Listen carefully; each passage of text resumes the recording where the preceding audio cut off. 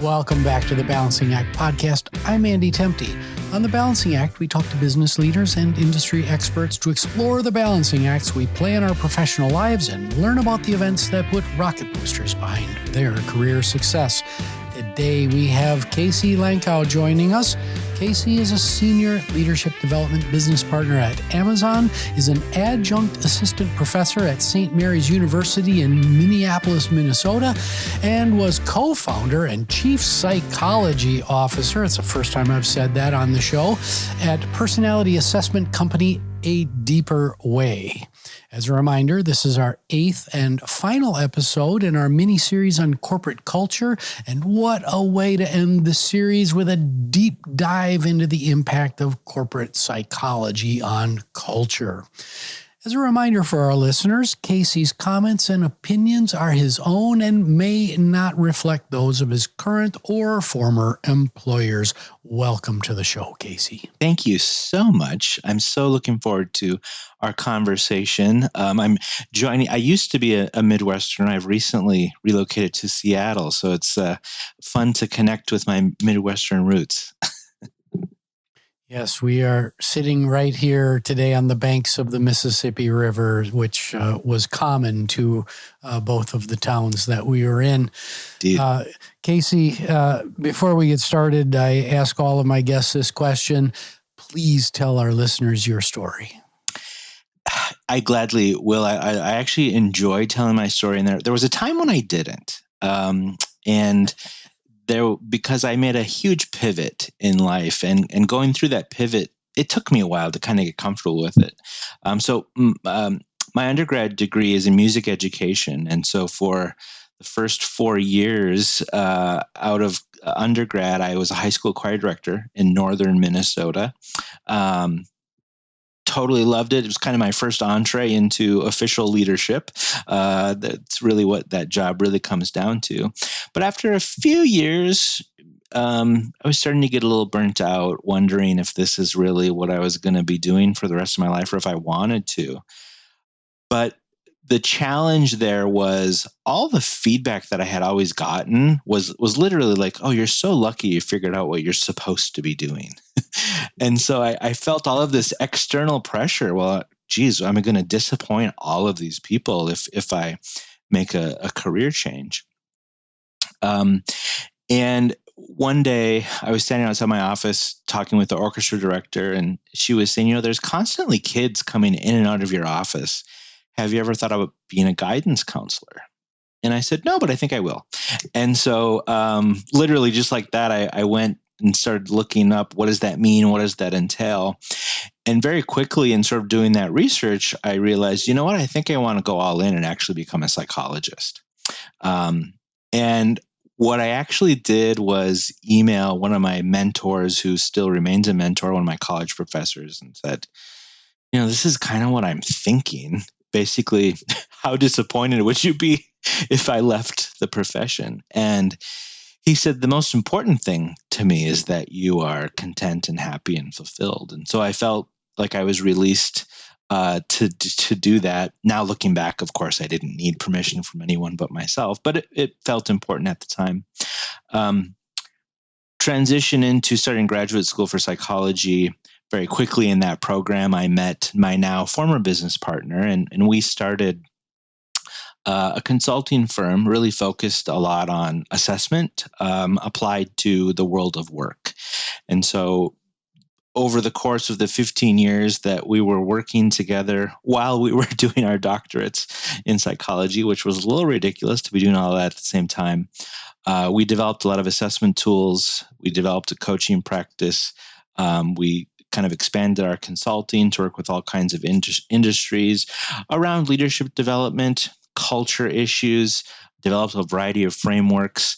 And then, as I mentioned, after about 15 years, I thought, this consulting thing is maybe I've done this and I'm ready for a new challenge, and decided I was ready to move internal. I really hadn't spent much time internal in an organization. And so I ended up moving to one of the biggest companies in the world, making quite a change.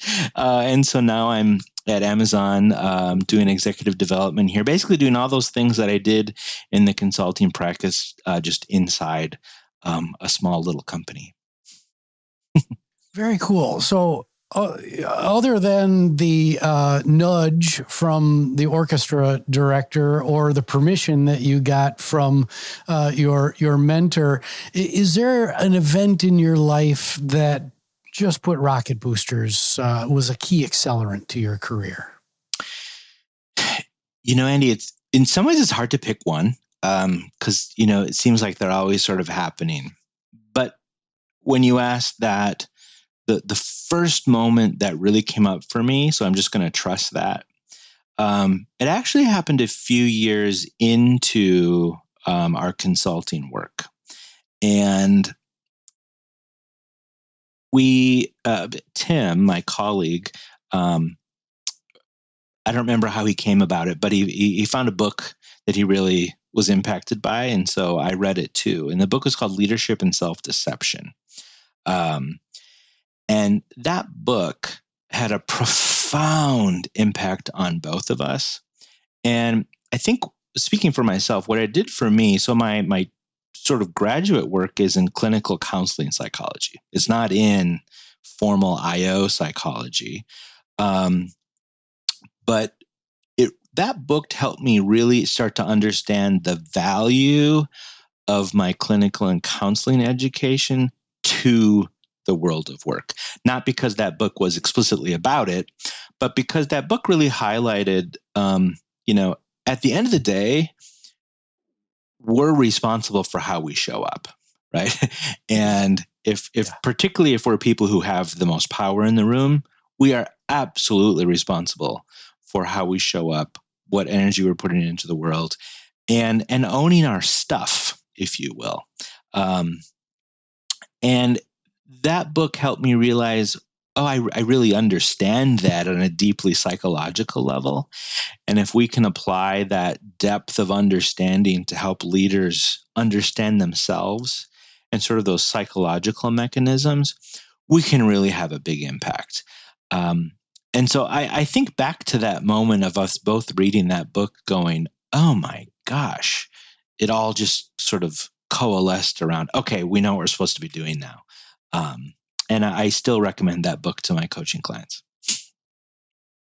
Yeah, there are so many leaders out there that need to grow a whole host of human skills, especially those of self-awareness, being able to control themselves, be in, not point fingers at everybody else because they're having a bad day or not showing up. We have to own it. So thank you so much for that.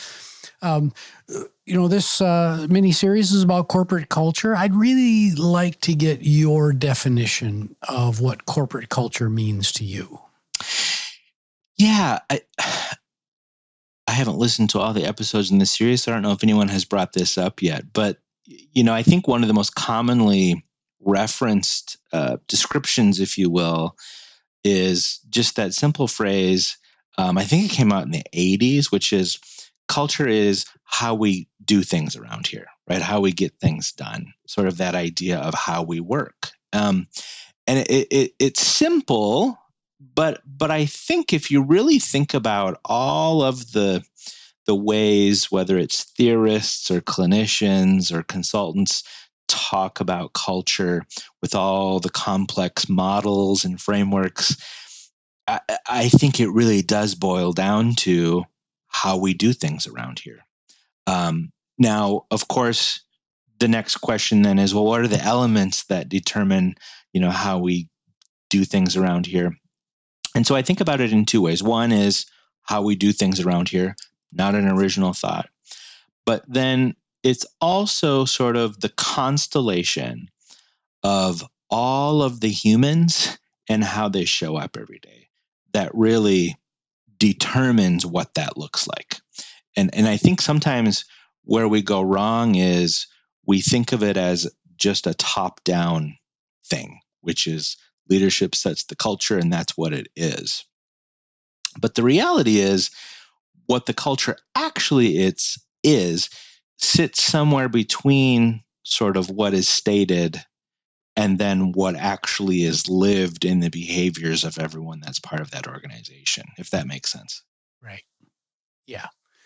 Yeah, I'm a huge fan of propagating this notion that culture comes from the top down, that as the chief executive, you set the tone, but you're absolutely right that there are all sorts of influences that come from the middle of the organization, from the quote unquote bottom of the organization, that create a bunch of subcultures, informal cultures that, if not if not understood, can subvert the intentions of the C-suite, just like that. So, yeah, it makes me think of Edgar Schein's, I think, often cited model of how to think about culture. Sort of these three levels. At the top, he thinks of it as a sort of a triangle, if you will. At the top, I'm forgetting all of his technical language, but basically the things we can see, right? I think artifacts. Then in the middle, it's sort of this stated piece, right? Like what we say it is the posters we hang on the wall that tell us what our values are, right? But then the bottom layer, and the one that's the most powerful, are the underlying and unconscious assumptions that everyone in that organization is living with. And that's really the driver of what we experience as the culture. And, back when I was consulting, we would go into an organization for sort of that first discovery meeting, and I would see all the culture things on the walls. We believe in integrity and all of these things, and I would always say very bluntly, after we start doing our assessment, I might tell you to take those things down, because I think one of the worst things that can happen actually is when leaders are talking about these things and making these statements, but no one is actually living them. And that's a very dangerous spot to get into when you're talking about your culture. Yeah, that just absolutely breeds disengagement when the vision is not the reality. Yes. On the ground. And in so, this applies in so many different places. But Casey, let's talk Balancing Acts. It's the name of the show, and I think this is a nice segue. Little thought experiment. You're a corporate decision maker, probably the chief human resources officer, and you're in charge of improving an existing organization's cultural landscape. What's the most, instead of ripping down all the posters that you've got that say something that really isn't reality, what's the most important balancing act that you have to consider before diving into that cultural rehabilitation, if you will? Yeah, it's such an important question. I think a couple things come up for me. And then if I have to pick one, you can edit which one you like. The very first thing that comes up, I think, is a sort of a somewhat hot topic these days around culture. And I think it stems from years back. I don't know exactly when this all started to shift, but particularly in the selection and hiring phase, there was a period where culture fit was a really big deal, right? We would be asking the question, we meaning any company, okay, how does this person fit in our culture? Or perhaps even worse, do they fit in our culture?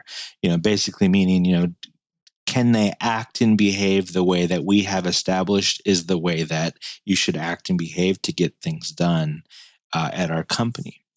And I think, and again, I don't really know the exact timeline, but within the last few years, there's been a significant shift, I think, in the right direction, away from culture fit, because I think the question started to come about, well, the data is very clear that companies that have greater degrees of diversity tend to be more successful.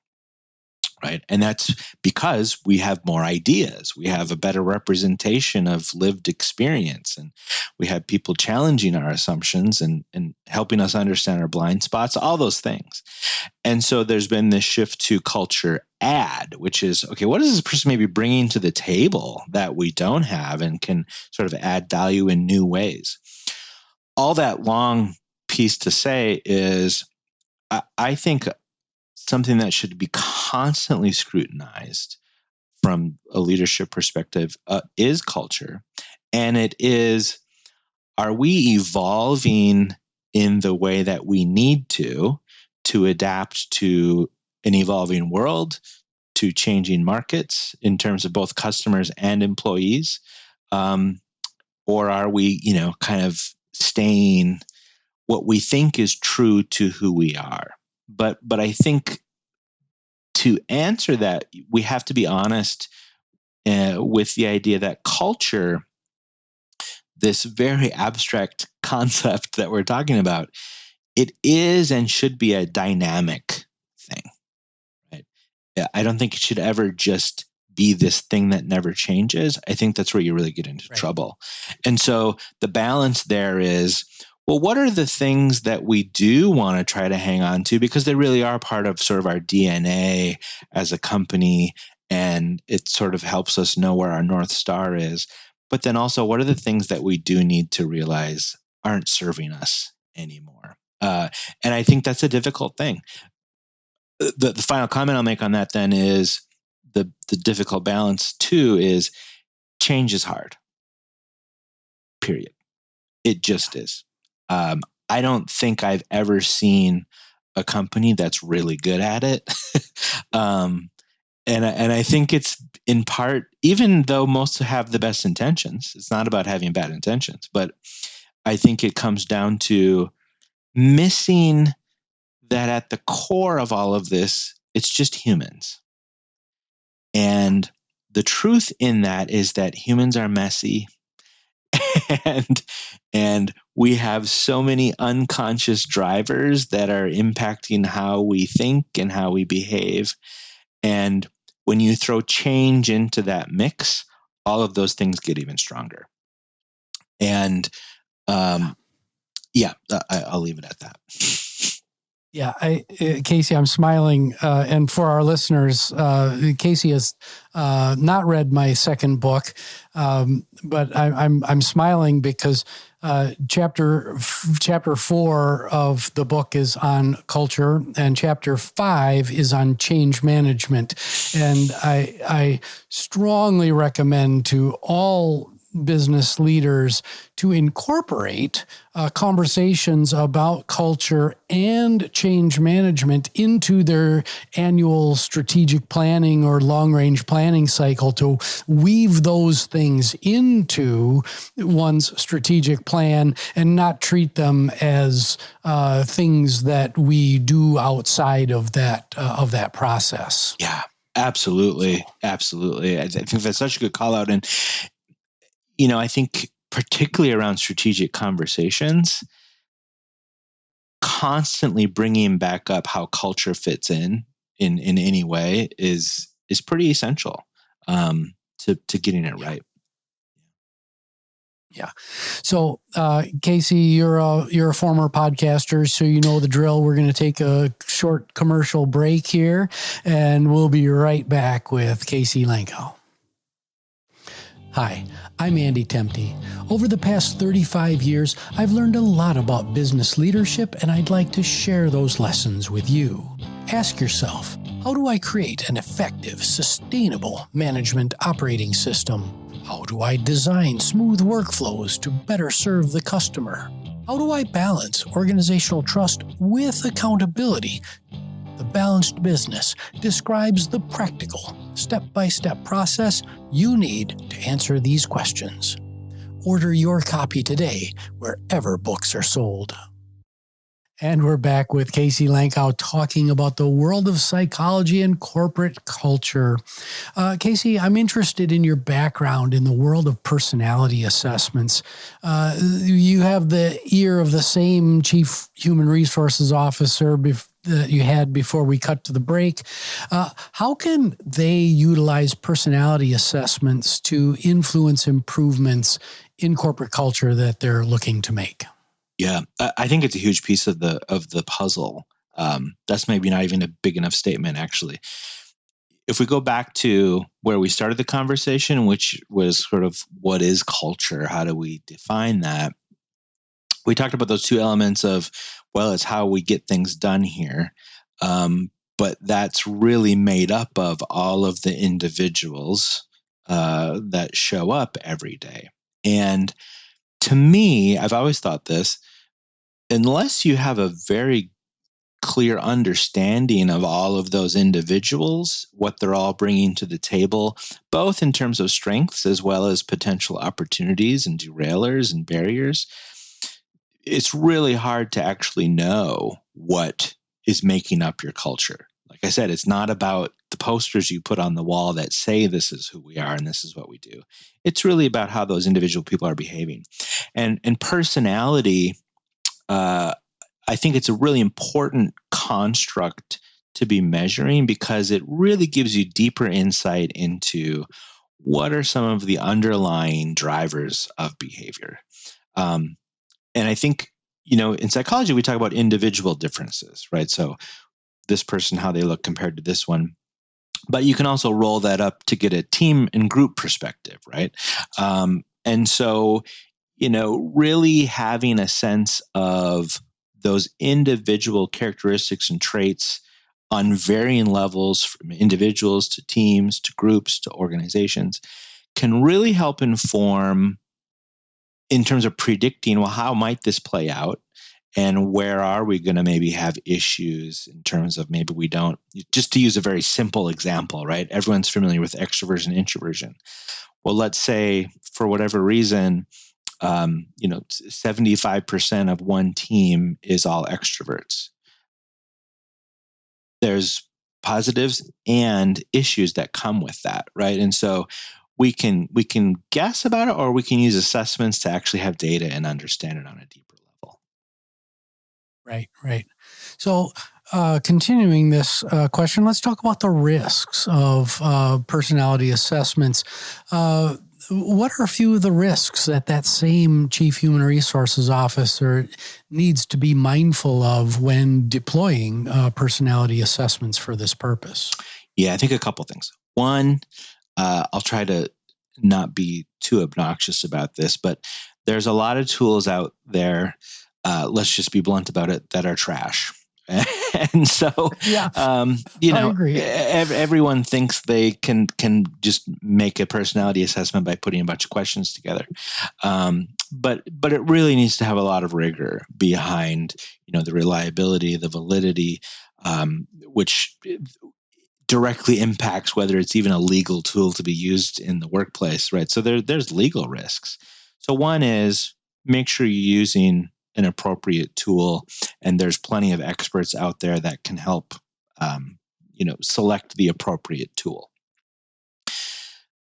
After that, then goes to, I think it's chapter 5 in your book, which is this absolutely needs a change management process, meaning you have to communicate very thoroughly and clearly about why we're doing this, right? Because for whatever reason, the way that we're sort of socialized around assessments, and then particularly personality assessments, it's scary for a lot of people, right? And what's scary about it is they can be misused. And there's, a layer of shame that often gets brought in for all kinds of different reasons. And so to really make sure you have a very thorough communication plan and strategy to not ignore those things, but actually just take them head on and be very open about why we're doing this. And I think it's another good opportunity for leaders, the people with the most power, to lead by example, right? Show their reports. Let them see that being transparent about this, there's no risks, right? No one's going to get in trouble for your personality. Right. You can't have a wrong personality. This is just going to help us understand each other better. And so I think those two pieces are pretty important to making sure that it goes well, because there are risks associated if those things aren't in place. Well, I love where you finished, which was the both reminder and encouragement of senior leaders to take down the veil that typically surrounds the C-suite and creates these mythologies about who the leaders are. We're all human beings. Using your terminology from the top of the show, we're all messy. Yes. With a capital M. Yes. And leaders, especially senior leaders, they don't come wrapped in in plastic, and you take them out of the box and they're perfect. Nothing could be further from the truth. So thank you so much for that. Casey, I would like to pick your brain on behalf of our listeners here, because you're so knowledgeable on the on this subject. There's no shortage of armchair psychologists that are out there. I've played one myself at times to my own detriment. To help our listeners separate the wheat from the chaff in the space, who do you follow? Who are some of the thought leaders that you look up to in the corporate psychology space? Oh, this is a fun question. We could certainly geek out for a while. I'll try to rein it in, because there's really so many people that I look to for their thought leadership and their research. A few that come up for me, and they tend to be related to sort of my particular areas of interests. So Susan David, I think her latest book is called Emotional Agility. She does a lot of great work about sort of emotions in the workplace, which is an important topic that we often avoid and just say we shouldn't have them, but we're humans, and so we do. and so how can we leverage them? Of course, I'm a human, and I'm a psychologist, and I work in the world of work. So I follow Adam Grant, who's always doing great research and offers compelling, sort of pithy nuggets that people, I think, can really take away. And one of the things that I always can trust with Adam Grant is that anything he says is going to be data driven, right? So it's not guru, but it's definitely based in science. A couple others, David Rock. I think I don't know if he founded, but he leads this Neuro Leadership Institute, something like that. The SCARF model, if you're familiar with that, is something that he created, which is basically looking at in the neurological research around motivators, particularly in the world of work, that's very much related to change management, right? So if someone sees that something is changing, immediately our brain goes, okay, what does this mean for me? What does this have to do with my sense of autonomy, things of that nature? So I like the work of David Rock. Handful of folks that come up for me there, at least. Well, thank you so much for sharing that. There was one on the list that I was not aware of, and I'm going to be looking up David Rock after this. Cool. After this show. So, Casey, let's have a little fun. 2 lightning round questions for you. I give almost all my guests access to a time machine that you can send in a message to an earlier version of Casey Lankow. What's the message and what's the previous version of yourself that you send it to? I actually think I'm going to call back to how I started my story. And I was really hard on myself for leaving teaching and the music world. And in fact, it took me a lot of years to be able to comfortably answer the question, what do you do? Because I didn't want to not acknowledge that part of me for whatever reason. And so I think, the message would be probably twofold. One, it's okay to let go of things and just be where you are in the moment. But then also, and this is the balancing act, at the same time, you also don't have to completely cut off something that was important to you too. Right. So since then, I've learned how to actually bring back that part of myself as a musician, as a teacher, to help inform how I'm working today to be a more integrated self. So, be easy on yourself for making a pivot, and you can carry this with you. You don't have to totally let go of it. That's fantastic advice. I talk quite a bit about multidimensionality and the importance of having different vectors of yourself that you can tap into at different times.